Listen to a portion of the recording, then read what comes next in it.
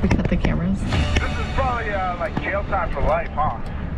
David Muir, the most trusted anchor in America, the most watched anchor in America. Thank you for making World News Tonight with David Muir the #1 newscast in America.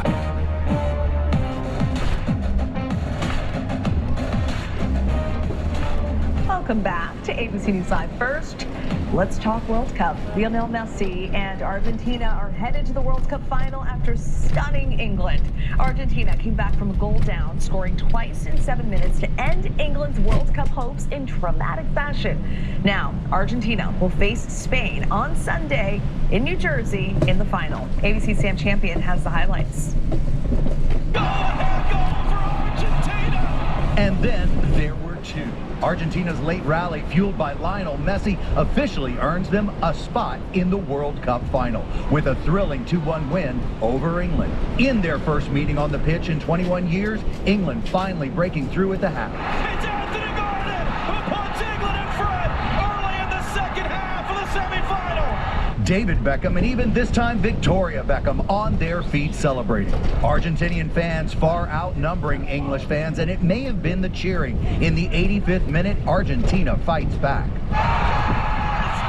Argentina, they always find a way! And then, the defending champs sealing the deal a few minutes later. Messi crossing back, oh, there it is! Lautaro Martinez! Fans erupting in Buenos Aires. Messi and Argentina looking to become the first team to win back-to-back World Cup titles since 1962.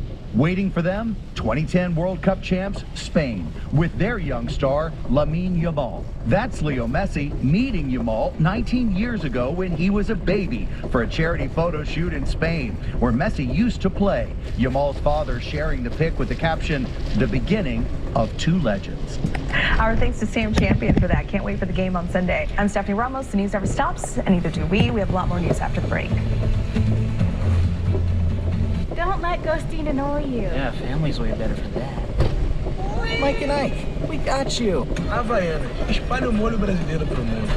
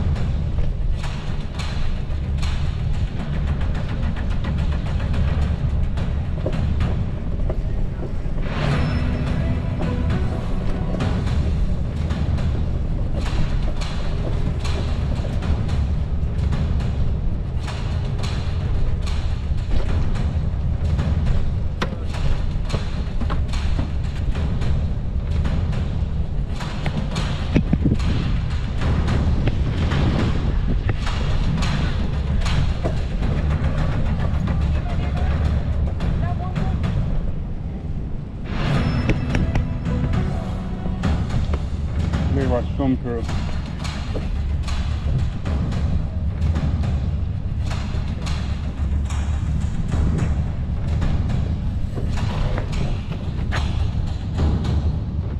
ABC News Live. Fire in the sky in the north, rising waters down south. Good afternoon, everyone. I'm Kira Phillips from our nation's capital. It's Thursday, July 16th. Right now on ABC News Live, catastrophic flash flooding swamps Texas. Areas seeing a year's worth of rain in just days as wildfire smoke from Canada blankets much of the Northeast with a thick orange haze. From fires to fury in the Middle East, tensions escalate as Iran and U.S. trade strikes for a sixth straight day.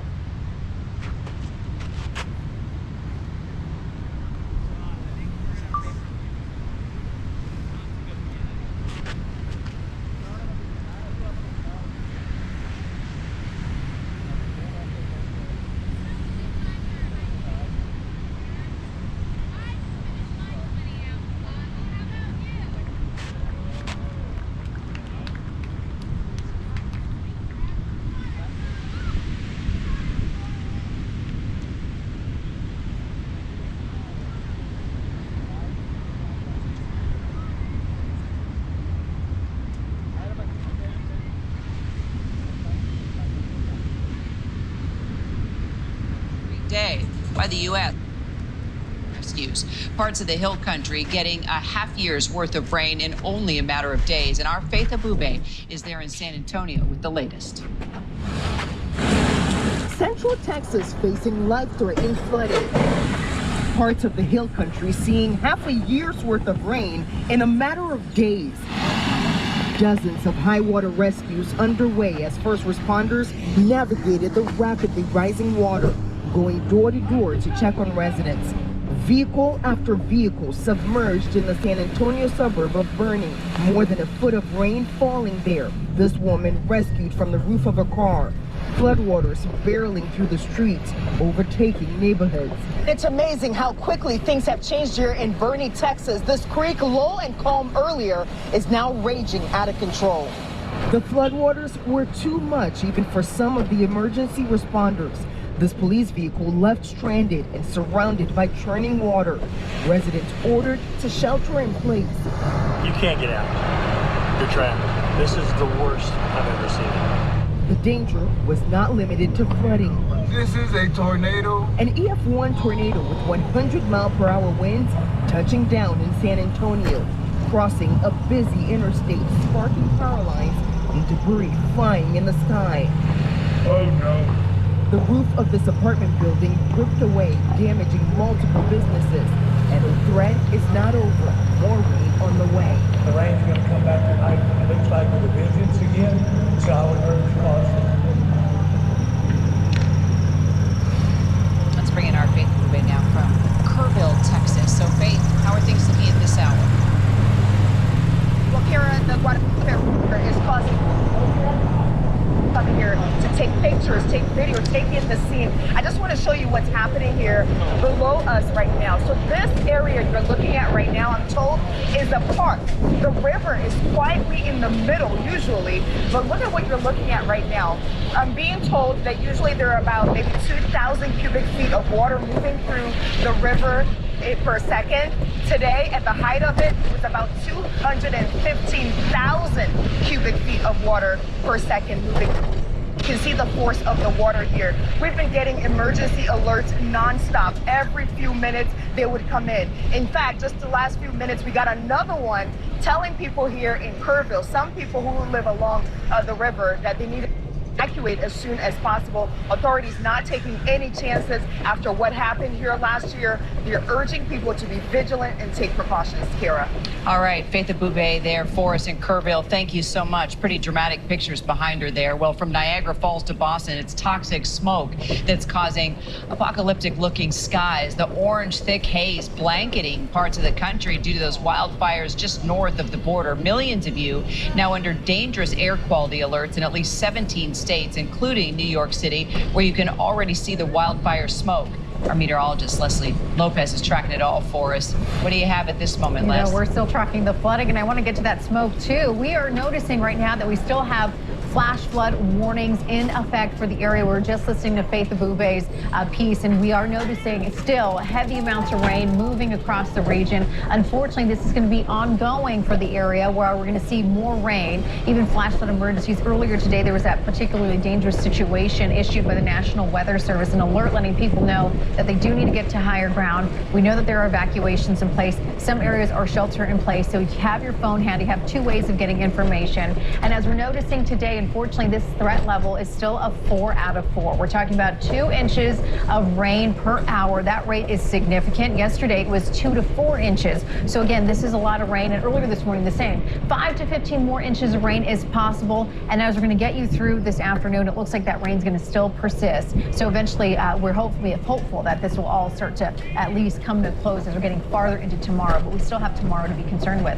Tucson, we have a 3 out of 4 flood risk. Again, there's some monsoonal moisture being pulled up into the area. 2 to 4 inches of rainfall expected for that region. And we have to talk about the smoke. The smoke is moving all across areas of the north and the northeast. Duluth through Minneapolis, through Green Bay, Milwaukee, getting down into Cincinnati, and then moving you out towards New England, all the way down to Richmond. So again, it's sagging way south. The jet stream is grabbing hold of it. It's transporting it, and it's shifting it all across our area. In some areas, this is choking smoke. You can't really see through. There were even some And people were thinking maybe this is just fog, a layer of fog. This was smoke that people were unable to see through. So visibility, areas closer towards Minneapolis, areas of Wisconsin really impacted very heavily, along with parts of Michigan. A lot of that smoke will be shifting farther south, getting down into Richmond, Virginia. Again, this is very unhealthy air quality. Usually we talk about unhealthy air quality for sensitive groups, anybody with respiratory concerns, comorbidities, but this is unhealthy for all groups. So again, you want to stay indoors, and I know it's summer.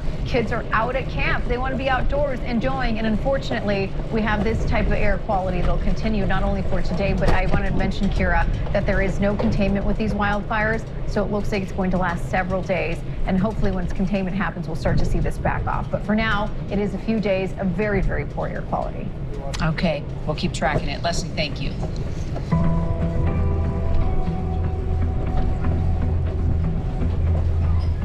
An American woman held in Iran since 2024, now allowed to leave the country. President Trump says Iran released Dina Karari, a dual American-Iranian citizen, wrongfully detained while President Biden was in office. Perhaps one sign of possible progress as missiles still fall across the Middle East in the sixth day.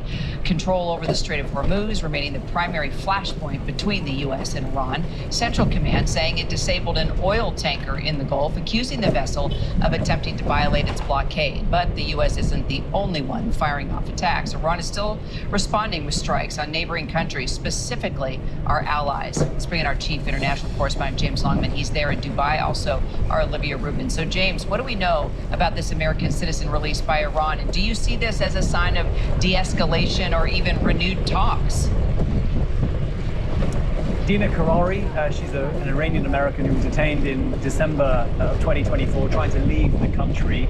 We know that she wasn't imprisoned for any period of time, but she was subject to interrogation. Her family were detained. Her lawyer says that she suffered emotional and physical abuse while she was in the country. And Donald Trump has said that this release is a gesture of goodwill. We know that she's out of the country yet. It's unclear where she is now. She's coming back to the United States. A difficult time for her, of course, because she has family still in Iran, so we don't know if we're going to hear much more from her. But whether or not this kind of solves the issue, I think remains to be seen. Very, very unlikely, because fundamentally, Donald Trump needs the Strait of Hormuz to reopen.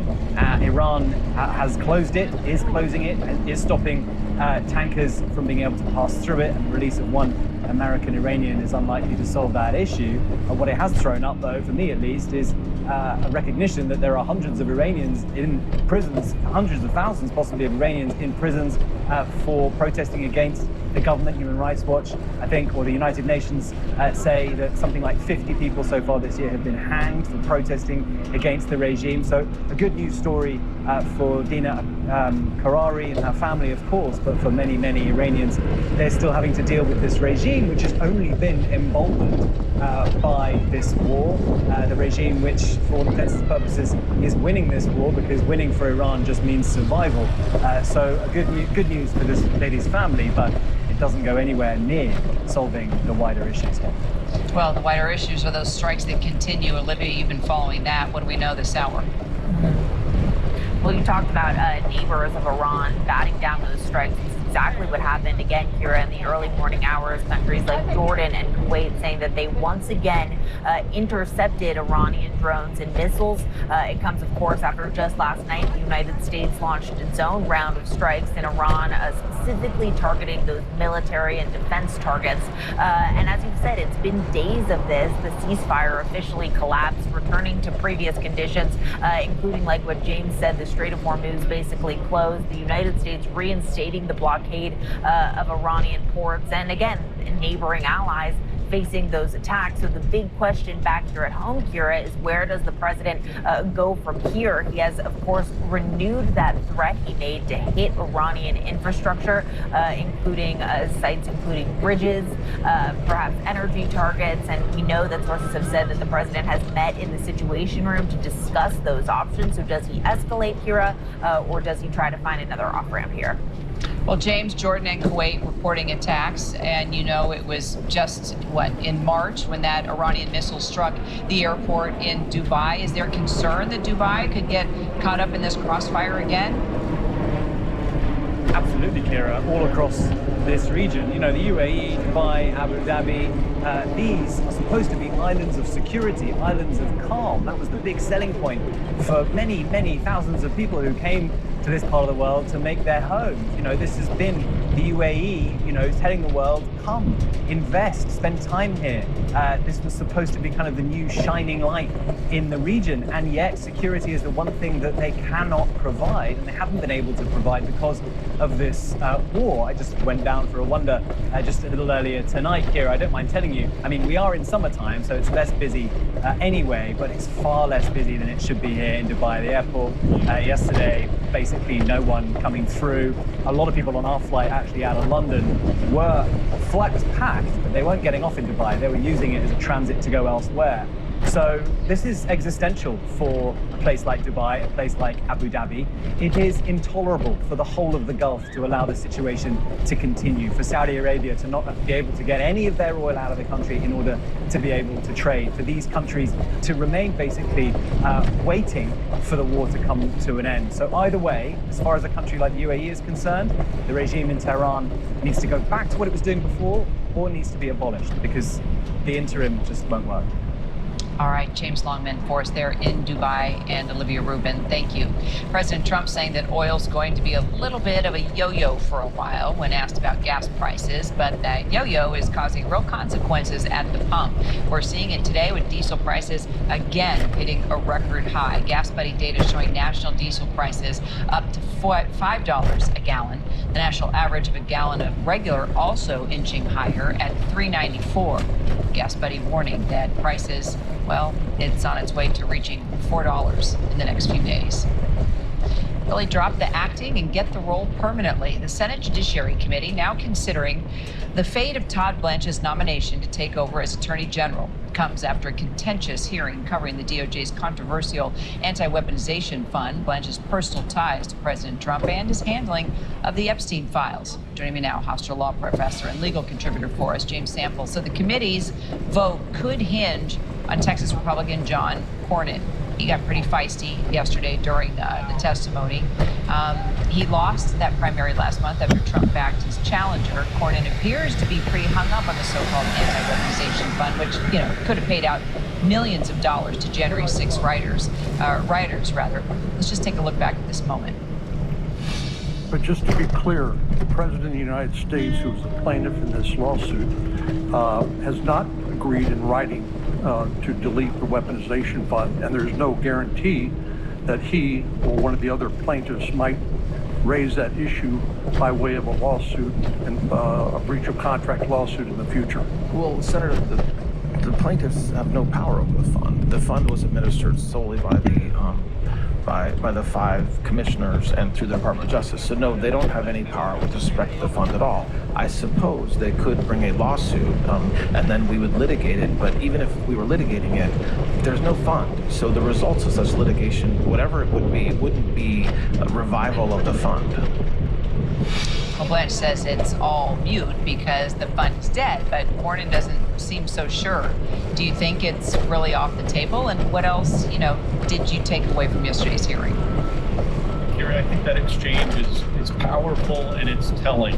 The question, in a sense, is really a simple one. Will you comply with the order to say, will you actually put it in writing? You have said repeatedly that this fund is dead, but why won't you put it in writing? That is the question. And so all of these kind of shifting evasions really seem to, if anything, highlight why Senator Cornyn and others are pressing that particular line of questioning, because when you have said that something is dead and not coming back to life, I mean, his exact words at an earlier stage were, the fund is dead, period. Well, then put it in writing if you want to actually make that clear. And the idea that if plaintiffs were to try and litigate this, that the Department of Justice would then stand in and defend against that litigation, that seems bordering on not particularly credible, considering that when it came to establishing the fund, the Department of Justice and Todd Blanche in particular, and the immunity portion that is really the carrot and the prize from the Donald Trump perspective, who is effectively Mr. Blanche's client in other contexts for sure, and effectively in this context, it doesn't really add up, and it doesn't add up because if you were to really commit to this in writing, you might be in a different posture, Kira. Well, we're less than 4 months away now from the midterms. President Trump is set to give this primetime speech tonight. Sources say it's going to focus on the 2020 election, which he lost to Joe Biden. Is this setting off any alarm bells for you? Yeah, no, I think tonight's speech, Kira, is an attempt to highlight the issues that have been repeatedly brought to the fore by the president since he lost the 2020 election. The notion that you're going to declassify, as some reports indicate will happen, intelligence in order to create a predicate for a claim of a national emergency so as to then turn around and do exactly what he has tried to get Congress to do, but which Congress has manifestly rejected, which is to say, impose the measures of the Save America Act, impose the measures that he wants to impose to nationalize elections in his image. That is not a power that the president has. It is a power that the states have, that Congress has, but where the president is acting against the express will of Congress, that's what tonight ends up being. It is all the way back to the so-called steel seizure case involving President Truman, who tried to seize the steel mills during the Korean War. That is the president acting at his lowest ebb of political power. It is not allowed. Whether or not he tries it anyway remains to be seen. We're tracking it. James Sample, thank you. Straight ahead, one wager that may not pay off. What we know about a gambling scandal tied to President Trump's speeches. Plus, was he working on his backswing or just looking for a picnic? The bear who wasn't on the hunt for honey, but rather a handicap. Next. Domino's best deal ever just got better. And then there's this! With stuffed crust. Grand Canyon University offered nearly $161 million in institutional scholarships to online students in 2024, in addition to federal grants and aid. See what scholarships you may qualify for. Find your purpose. Visit tcu.edu/myoffer.